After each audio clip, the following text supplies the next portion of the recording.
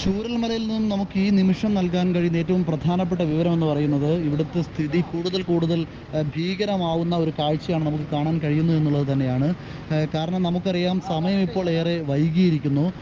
ഇപ്പോഴും ദുരിതാശ്വാസ പ്രവർത്തകർക്ക് പൂർണ്ണമായും ഈ ഇവിടെ നിന്നും അക്കരയ്ക്ക്, അതായത് മുണ്ടക്കൈ മേഖല എന്ന് പറയുന്നത് ഈ പാലം, ഈ രണ്ട് മേഖലകളെയും തമ്മിൽ വേർതിരിക്കുന്ന പാലം പൂർണ്ണമായിട്ട് തകർന്നു കിടക്കുകയാണ്. ആ പാലത്തിനക്കരയ്ക്ക് പോകാൻ മറ്റൊരു വഴിയില്ല എന്നുള്ളതാണ് ഏറ്റവും ദുഷ്കരമായ അവസ്ഥ. ഇവിടെ നമ്മൾ അങ്ങോട്ട് കടക്കുവാൻ വേണ്ടി ഒരു താൽക്കാലിക പാലം ഉണ്ടാക്കുക എന്നുള്ളതാണ് രാവിലെ മുതൽ തന്നെ ഉണ്ടായിരുന്ന ഒരു ശ്രമകരമായ ഒരു കാര്യം. പക്ഷെ അത് ഒരർത്ഥത്തിലും അത് പൂർത്തീകരിക്കാൻ സന്നദ്ധ പ്രവർത്തകർക്കോ അല്ലെങ്കിൽ സൈന്യത്തിനോ പോലും സാധിച്ചിട്ടില്ല.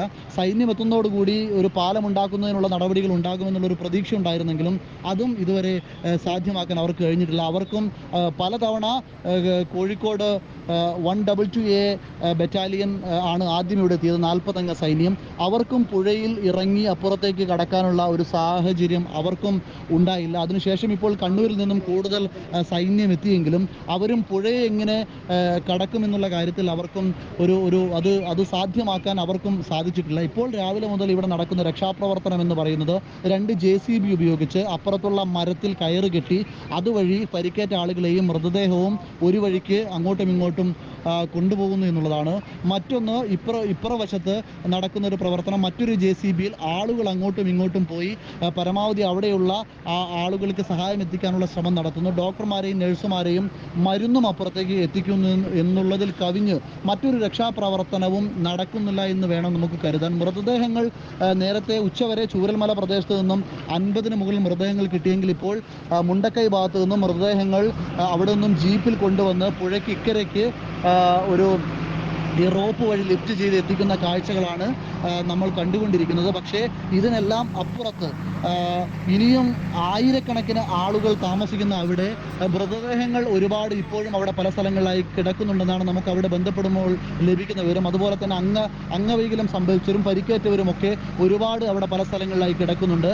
അവരെയൊക്കെ എങ്ങനെ ഇങ്ങോട്ട് എത്തിക്കുമെന്നുള്ള കാര്യത്തിൽ ഇതുവരെ അതിനുള്ള ഒരു കോർഡിനേഷൻ ഇതുവരെ ഉണ്ടായിട്ടില്ല. പ്രത്യേകിച്ച് 300ഓളം വീടുകൾ മുണ്ടക്കൈ മലയുടെ മുകളിലുള്ള പ്രദേശത്തുണ്ടെങ്കിൽ ഏകദേശം ഒരു 3000-ഓളം വരുന്ന ആളുകൾ ഉണ്ടാകുമെന്നാണ് നാട്ടുകാർ പറയുന്നത്. ആ ആളുകളെയൊക്കെ